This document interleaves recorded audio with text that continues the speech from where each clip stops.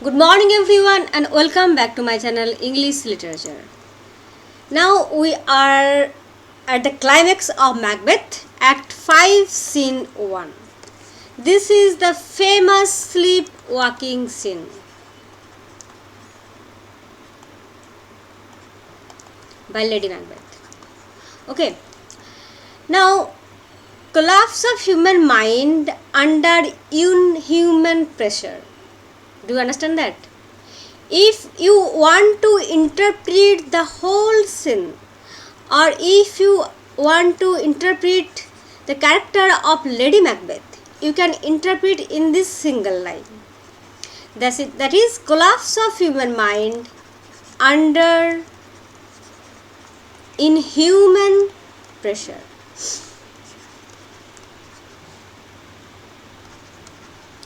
This is the represented by Lady Macbeth. Once Lady Macbeth boasted of being unsexed to change her milk for gall, and whatever he just invokes the darkness, he invokes the inhuman power within her. But that Lady Macbeth we find here in just a reversal of situation. Okay, we can go through the scene and then we will understand more. The scene is set in Dunsinane in the castle. Enter a doctor of physic and a waiting gentlewoman. Doctor, I have 2 nights watched with you but can perceive no truth in your report. When was it she last woke? So, by woke they are referring to sleepwalk. Doctor is saying to the gentlewoman, the gentlewoman has reported the doctor about the somnambulism of Lady Macbeth and his sleepwalking, but doctor is not believing her. Doctor is telling that I have kept your company for 2 nights but I don't find anything such. Gentlewoman, since His Majesty went into the field refers to battlefield, I have seen her rise from her bed, throw her nightgown upon her, unlock her closet, take forth paper, fold it, write upon it, read it, afterwards seal it, and again return to bed. So the gentlewoman is describing the activities that Lady Macbeth is going to do, used to do during the night time, during her sleep. Yet all this while in a most fast asleep. So since His Majesty Macbeth went to the battlefield, I have seen Lady Macbeth, the queen. She is rising from her bed, throw her dressing gown upon her, unlock her box, take some paper, fold them, and write something on it, read it to herself, and then seal it, and again go to bed. And yet all the time she remained fast asleep. So all these things she is doing in her sleep. A great perturbation in nature means disturbance, a great disturbance in her nature. To receive at once the benefit of sleep and do the effects of watching. So at the same time he is asleep and yet he is doing the deeds which one can do when one is awake. So at the same time she is doing the 2 opposite thing in this slumbery agitation. Slumbery agitation means agitation during sleep. Besides her walking and other actual performances, what at any time have you heard her say? Okay, have you heard her saying something beside these things she is doing? Gentlewoman, that sir which I will not report after her. So the gentlewoman is denying to tell what Lady Macbeth is actually talking something. Lady Macbeth actually talking something that the attendant woman is denying to tell to the doctor. Why? because in that words there is some ominous truth.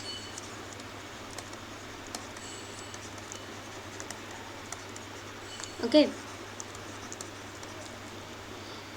You may to me, and it is most meet you should.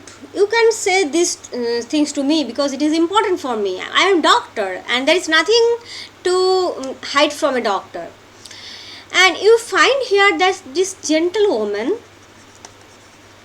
and the doctor actually acts as choric figure, acts as a choric figure here. Sorry. They are informing us about various things. First of all, they inform that Lady Macbeth is sleepwalking, and then whatever she is doing during this night time, and Macbeth has gone to the battlefield. So all this information they are providing to us. So they are here actually acting as choric characters. Gentlewoman, neither to you nor to anyone, having no witness to confirm my speech. I cannot tell this word because I have no witness. I have no witness, so why should I tell these things? No one will believe me. Enter Lady Macbeth with a taper. Taper means lighted candle. Lo, you, here she comes. This is her very guise. This guise means this is her very manner. Look, and upon my life fast asleep. Now he is asleep. Observe her, stand close. So just observe her. And you find that a great irony is here. How came she by that light?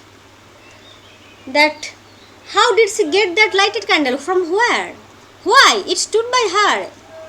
She has light by her continually. It is her command. So Lady Macbeth commanded for a light continually.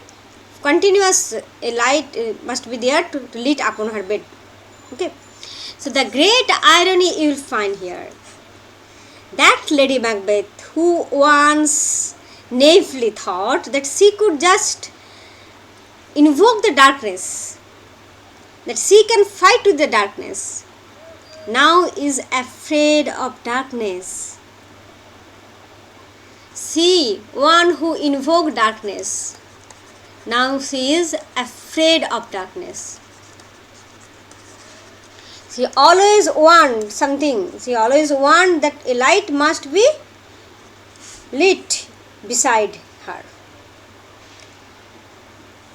Now, this sleepwalking scene is not in Holinshed's Chronicle. This scene is original to Shakespeare. You have to remember this point, that this scene is original to Shakespeare. It is not included in Holinshed's Chronicle. Okay. You see, her eyes are open. But their senses are shut. So eyes are open, but the sense is shut. Doctor, what is it she does now? Look how she rubs her hands. She is rubbing her hand as if there is some mark on her hand, and she is just trying to erase those marks by continually rubbing. So this is the second irony we find. The first irony was what?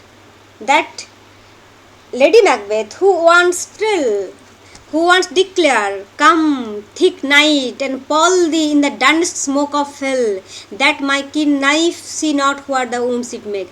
So earlier, when Lady Macbeth continuously again and again invokes darkness, she now demands light. That was the first irony. And the second irony is that he dreams that there is a spot of blood in her hand that he cannot get rid of. He is unable to clean. So she have reversed roles with her husband. Why? In Act 2, Scene 2. Do you remember? Act 2, Scene 2. Just go there and you will find in Act 2, Scene 2, when Macbeth was afraid. Macbeth believed that he would never be able to wash the blood from his hand. Do you remember this line? Will all great Neptune's ocean wash this blood clean from my hand?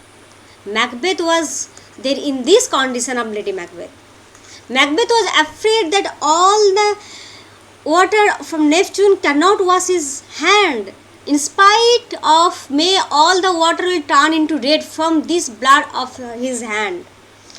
So that speech, what Macbeth has said in that scene after killing Duncan, that is echoed in Lady Macbeth's speech now. It is an accustomed action with her to seem thus washing her hands. She always tries to wash her hand. I have known her continue in this quarter of an hour. So it is become her habit, customary thing. It is her habit. She seems thus to be washing her hands. I have known her continue doing this for a quarter of an hour. Yeah, yet here is a spot. Now Lady Macbeth is talking.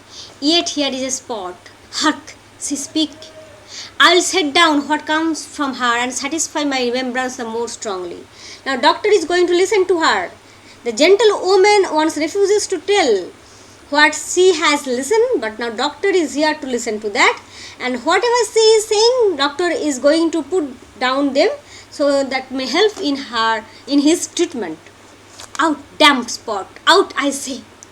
1, 2, why? Then it is time to dawn. Hell is murky. Fie, my lord, fie. A soldier and afraid. So Lady Macbeth is just confused. She is talking at the same time about past and present. She is dithering between two time, that is past and present. She is talking at the same time about Duncan's murder. At the time of Duncan's murder, when Macbeth was very afraid, Macbeth was confused, and at the same time he is talking about this damp spot. Out, damp spot, the spot of blood. Hell is murky, means hell is dark. Fie, same, my lord, fie, a soldier and afraid. You are a soldier, but you are afraid. So this is represent the inner agitation of her heart. What need we fear? Who knows it when none can call our power to account? So she is telling that why are you afraid? We don't need to be afraid. We don't need to fear anyone. Because there is nobody. This line means, note down, there is nobody who can dare to call our authority to account. Means there is no one to blame us. So why are you afraid? Yet who would have thought the old man to have so much blood in him? Oh my God, who would have thought that the old king had so much blood in his body that blood, I cannot wash that blood?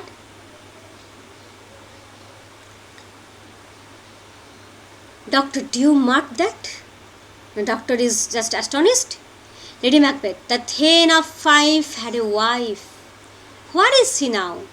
So Lady Macbeth is distraught by the continuous murder of Macbeth. She is talking about Lady Macduff. What? Will these hands never be clean? Again she is talking about the hands. No more, oh my lord, no more of that. You mar all with this starting. No more, no more. He is actually pleading, Lady Macbeth, that don't do no more this murder. Just stop your vicious cycle of your murdering and murdering. Banquo, the Lady Macduff, just stop, no more. Again she is talking, you mar all this with this starting. He is just gone back to Duncan's murder time. You spoil the whole thing with all this burst of passion. He already, before just after Duncan's murder, he talked about this. When Macbeth was behaving with burst of passion, she was talking that you will mar everything with you starting. And this is only just, it is only possible for some doll playing little girl. These things she was saying. Now again she is repeating these things, but with some variation, with some change of time. She is sometimes talking about Duncan's murder, she is talking about Lady Macduff's murder.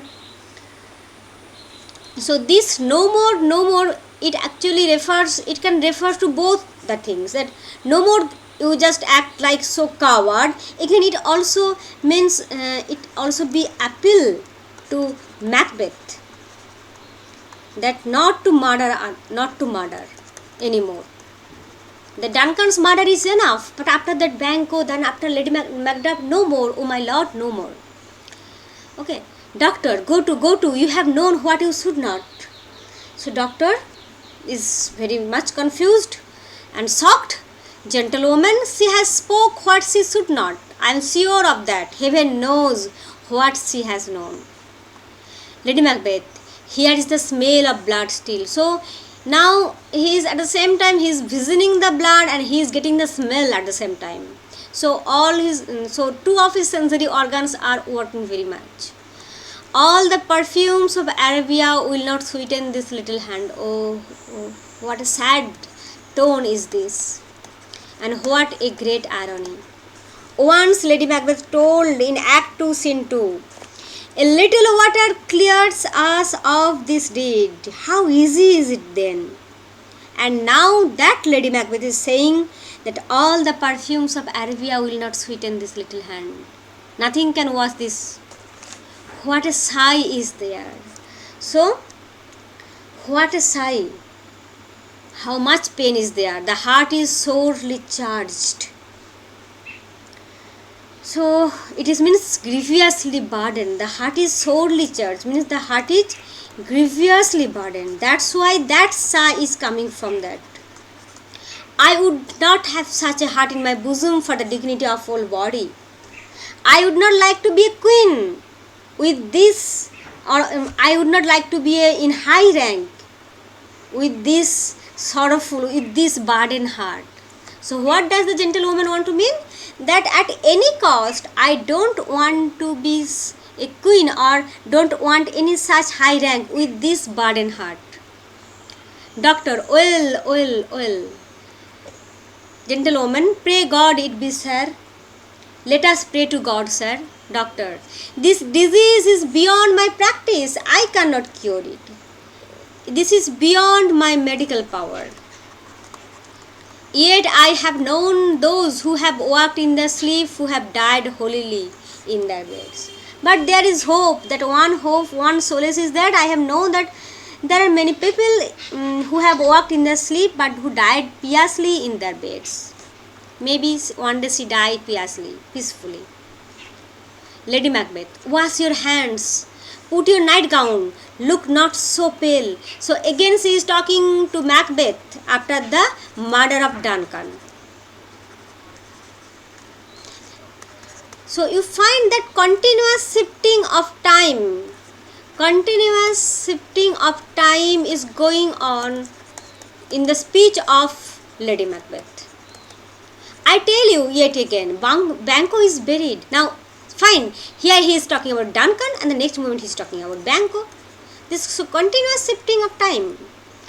He cannot come out on grave. So Banquo is dead and Banquo is buried. So don't worry for him.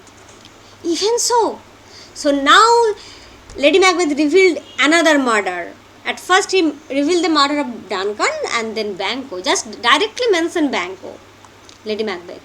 To bed, there is knocking at the gate. Again she has gone to the murder of Duncan.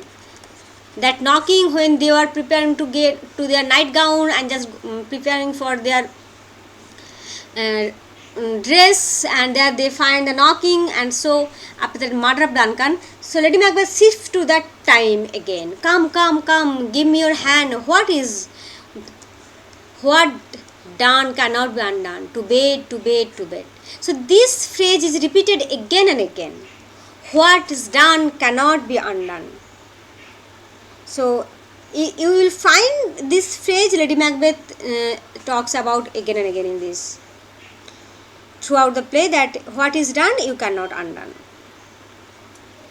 What is done is done. Again in Act 3 you will find that what is in Act 3, Scene 2, you will find this speech. What is done is done. Actually, a complete change has occurred in her conscience, and she wants to change, but there is nothing in her power now. To bed, to bed, to bed, and he exit. Doctor, will she go now to bed? Directly. Doctor, foul whispering are abroad. Now again this is just like a Corey character. The doctor is informing us various things. Chorus, it is foul whispering are abroad. Slanderous insinuations are being talked about by the people here and there. Unnatural deeds do breed unnatural troubles. Unnatural deeds means that is not natural. Murder, such as murder. Unnatural deeds do breed unnatural troubles. If you do some unnatural deeds, so that will cause unnatural troubles to you. Infected minds to their deep pillows will discharge their secrets. Infected minds means guilty. Guilty minds to their deep pillows. Pillows are deep, pillows cannot talk. Will discharge their secret. So when you are guilty, you have done something wrong, you cannot share your guilt. When you have done something wrong, you cannot share your guilt, and guilty minds will reveal their secrets only to the deep pillows, inanimate pillows, those who have no power to hear. Discharge their secrets. More needs she the divine than the physician. Now she needs a divine, means she needs God now.